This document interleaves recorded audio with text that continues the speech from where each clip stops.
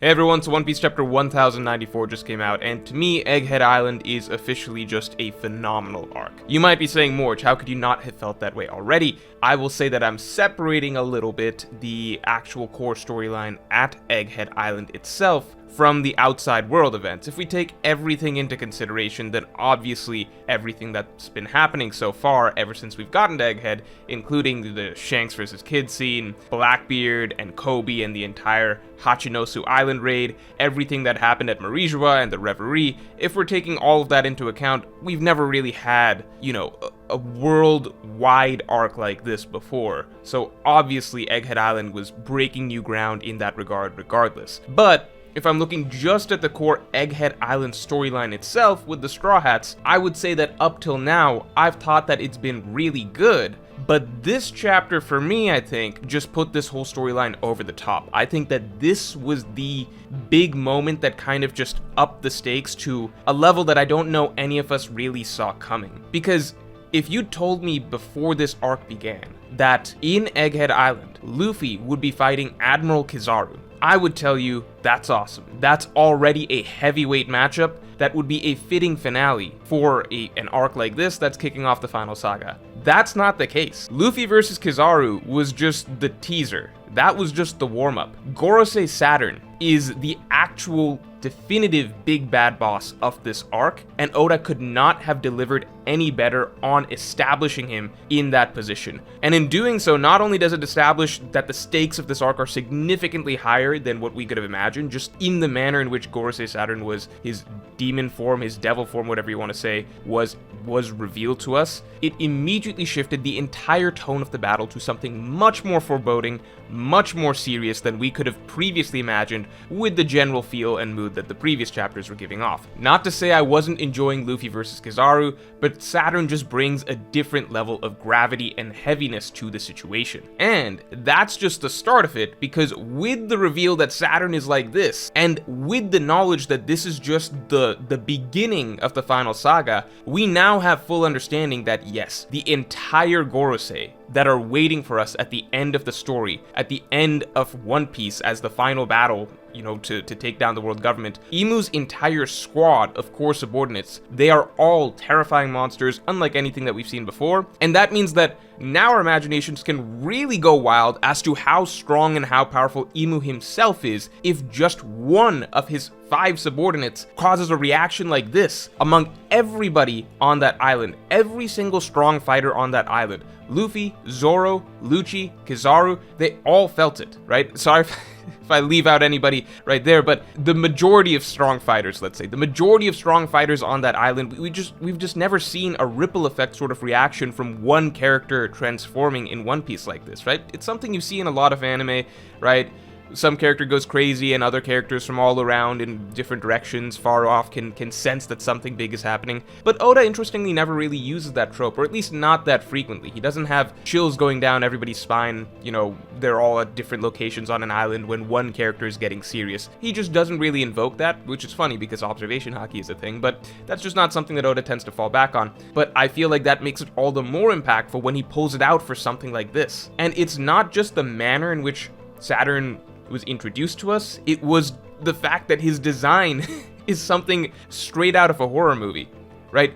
We've never seen a mythical Zoan like this. This design that we just got, the last time I was this impressed by a character design was Kaido's introduction, and this transformation, this introduction scene, while I wouldn't say is quite on the same level as Kaido's introduction in chapter 795, it's definitely one of the top 5, maybe even better character introductions that we've ever had in the entire story. Just the Pentagon, the fact that the first thing that he did upon transformation was kill a Marine soldier by looking at him in the eye. I have never seen a One Piece villain give off this sense of sheer terror just from their presence. So hats off to Oda for this chapter. Egghead Island officially has become my favorite arc in recent times, and I think the potential for what this arc can become is just, the sky is the limit. We could get anything at this point. We could get Luffy versus Saturn, hopefully, but we could also get a sort of team battle against Saturn. We could see Saturn potentially get a big win here. We could see Saturn completely defeated, and that sending ripple effects throughout the world. We could see maybe the death of a Gorosei. There's so many options that could happen right now. It is wildly exciting because I could never have guessed that this would be the way that Egghead Island sort of snowballed into some sort of absolute world-changing sort of, it is supposed to be a world-changing sort of incident by the end of it, and it really seems like it's about to deliver on that. Now, as for the other events of this chapter, we got the conclusion, in a sense, to Luffy versus Kizaru. The conclusions are, unfortunately, still, the takeaways of it are unfortunately still somewhat vague, simply because we see so one, we understand that Luffy has a very, very, very small time limit that he can use Gear 5th in. This was one of the things that I was voicing my complaints about in previous chapter reviews, and I still maintain that complaint, that it really did not seem like there was any point to using this ability instead of just starting off with Advanced Conqueror's Haki and seeing how that worked, before then trying to use this as basically a last resort so that he could, fight Kizaru on somewhat even terms first before going to his big trump card that he can only use for a short amount of time. I'm not going to harp on that again, but all I can say is basically everything that I said in those previous reviews, I feel like they are 100% correct, because we did get exactly the worst case scenario that I was talking about did end up playing out, which is Luffy just ran out of Gear 5th. However, at the same time, it seems like he did end up using an Advanced Conqueror's Haki attack at the end. Was it definitely Advanced Conqueror's Haki? I don't know. The way Gear 5th works, it seems like, even like we saw even with the Kaido fight, it is going to just make full contact just for the cartoony effect regardless. But there was a lot of Black Lightning. It did seemingly take Kizaru out or something like that, so we can assume it was probably Advanced Conqueror's Haki. But then the question is, was he using it against Kizaru up till now, and we just couldn't see it? That doesn't seem quite right to me either, but then, I don't know, it just leaves so many questions. So if I were to read this fight as basically just, okay, Luffy went to Gear 5th without using Advanced Conqueror's Haki first, for no reason at all, just throwing himself out there on a very tight time limit, even though he's not using his best ability. Again, no reason at all, not explained. Then they have a sort of back and forth battle. Then Luffy finally uses one Advanced Conqueror's Haki attack, and it works, takes out Kizaru, but at the same time, Luffy is now at the end of his time limit, so he's out of the battle as well. I find that pretty dumb, if I'm being frank. The other option is Luffy was using Advanced Conqueror's Haki this entire time, in which case we have no idea when anything's happening at any point ever. Was he using Advanced Conqueror's Haki against Lucci? Does that mean that Lucci can, does Gear 5th, is it just always using Advanced Conqueror's Haki? Because that doesn't really make sense, because then against Lucci, it's like, Lucci can clash evenly with Advanced Conqueror's Haki. Is Lucci an Advanced Conqueror's Haki user?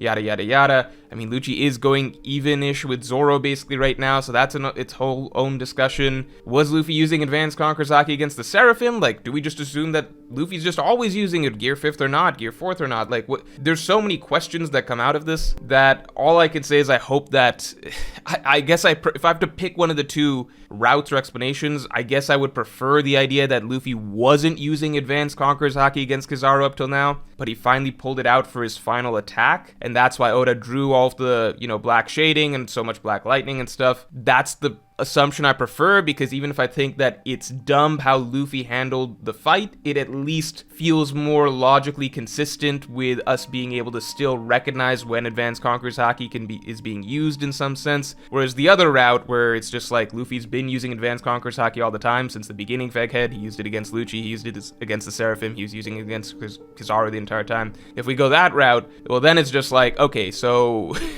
now we can never tell when it's being used, or we just always have to assume it's being used, and how effective it is just basically wildly inconsistent, and I don't really like that route. So, Luffy versus Kizaru, it was cool, some of the creativity we got. I preferred last chapter of it. This chapter just left me with a lot of questions, but at the end of the day, it's just not an interesting talking point anymore, because we've got bigger fish to fry, right? So, we will circle back to this conversation the next time Luffy is fighting. Hopefully against Saturn, it'll be more clear whether or not he's using his greatest ability, right? The next interesting point is Bonnie. So, Bonnie, I think, just set us up potentially for the Kuma flashback. I've been waiting and waiting on when this flashback will come into play, because I assume that it would make the most sense for it to have happened during the nighttime, right?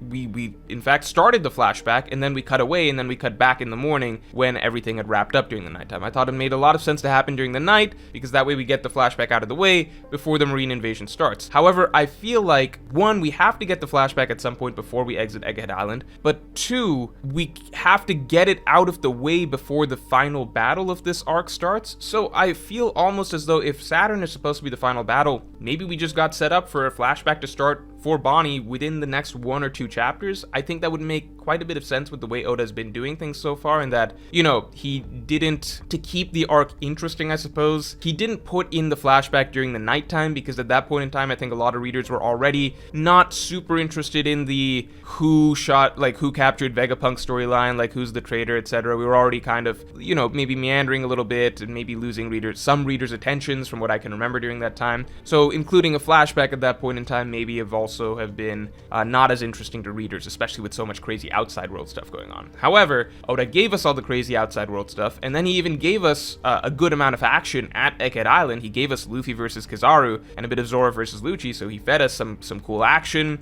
a big plot twist, plot reveal. I guess you wouldn't really call it a twist or reveal, but a big character reveal in that we get to see Saturn's full abilities and the hype around that, etc. So he gave us all this hype stuff. I feel like now might be the perfect time to segue into a backstory if that time is ever going to come. Maybe do it now so that we get the dramatic stuff, we get the dramatic context needed to segue back in then to the battle with Saturn, now having seen, you know, Bonnie's perspective on everything, and us, the reader, really having a good framework for why this battle against Saturn is going to be really important, because we will have gotten a lot of that context out of the Kuma flashback, right? So I think that feels right to me, right? We got some action. Now we get some dramatic stuff, and then we head into the finale, I suppose, against Saturn. At the end of the day, if we don't do the flashback just yet and just keep going and keep rolling for several chapters and get through the entire Saturn fight, I'd be perfectly happy with that as well. But I get the sense that we are going to have to get this flashback at some point, one way or another. So, you know, you can't have a hype train forever. It's time for some actual dramatic, emotional stuff, basically, which I'm sure that we will enjoy just as much in a different way. So, flashback maybe just around the corner, maybe, we'll see. But that's kind of a big deal. And then lastly, I'll just say that the Saturn situation, in terms of like what his ability means for the other Gorosei, it's very interesting because they were able to all transform up in Marijoa without needing the summoning circle, right? The pentagram. They didn't need that at that point in time. So they could all just transform at will up there. But down here on the surface, as Saturn says, it seems that the pentagram is necessary. I don't know exactly what that means. It could suggest that his ability is not Devil Fruit based, but something else. Saturn himself might be a devil or demon of some sort. And some people on stream even suggested that maybe the Gorosei are creations of Imu in some way, and for that reason, like maybe they're drawing on Imu's power or something like that. Maybe not literally his creations, but they draw power from him as the OG devil. They're all miniature devils drawing power from him, and so in that sense, while they're close to him in Marijoa, they can actively and freely use their power. But while they're on the surface, maybe they need some sort of pentagram to be able to unlock or to draw power from their source or something like that, or be able to, you know, call back to Imu's power and gain the ability that he gave them or something like that. So it might just be some sort of linking thing going straight back to Imu, which in that sense makes Imu even more terrifying as an all-powerful god who can create these beings, or even if they're normal celestial dragons, be able to give them this much power. At the end of the day, they might also just be normal devil fruits, but then that doesn't really explain why they need the summoning circle. So I think that there is something more at play there, but I don't know quite what that is yet, so let me know in the comments below if you guys have some good ideas. Lastly, let's hear from the voice of the people. This is of course a contribution from one of my top tier of patrons. So Chinua Alabatia says, I think trying to find signifiers for awakened Zoans is pointless when Oda's inconsistent with this or Haki. Lol.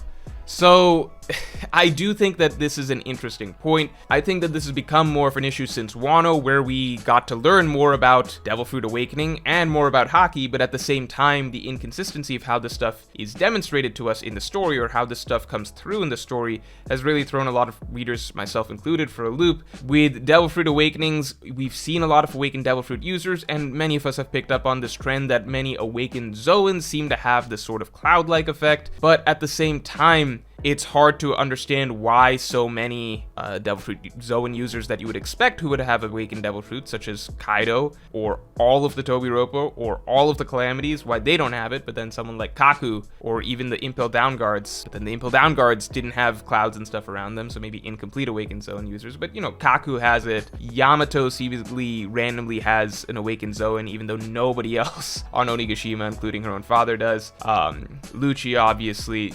we're seeing so many Awakened Zoan users, and then at the same time, we don't have a real explanation as to why someone would have it or not, aside from one simple quote by Kaido about your mind and your body, basically, but that really doesn't explain why, Kaku would have something that Kaido wouldn't, or Yamato would have something that all of the Tobiroppo, all of the Calamities wouldn't. Same with Saturn. It just it feels like there needs to be some more level of consistency, and not just Oda finds it cool to draw clouds sometimes, So I agree with that. At the same time, I think the cloud design is pretty cool. My bigger personal gripe, as I've made clear, is more so with Haki, because at the end of the day, at least with these awakened users, we can tell who is or isn't using it, at least with zones for the most part. But with Haki, we really have so much difficulty being able to tell when something is being used and when it's not. Even this Luffy versus Kizaru fight, I'm going to reread it and try and figure out if we've got any more clues as to was Luffy using Advanced Conqueror's Haki up till this chapter or not. Was this move against Kizaru the first time he used Advanced Conqueror's Haki against him? Was it even Advanced Conqueror's Haki, or was it just a really strong armament attack by him? It's unknown, but, it is what it is. Hopefully Oda starts drawing in some more consistent uses of these abilities as the story goes on, because he wrote them as being so integral and so important to the story that we need that level of consistency just to feel like, things are making sense and characters' improvements are making sense, and just feeling any level of investment at all in the battles that are going on. You need to have an understanding of, what is the system of power that you're selling us on, that all these battles are built around. Otherwise, we're basically just reading some gibberish. So I hope that this stuff becomes more clear over time. But yeah, this chapter again was a reminder of the confusion regarding Awakened Zoans. So hopefully that gets addressed in the future.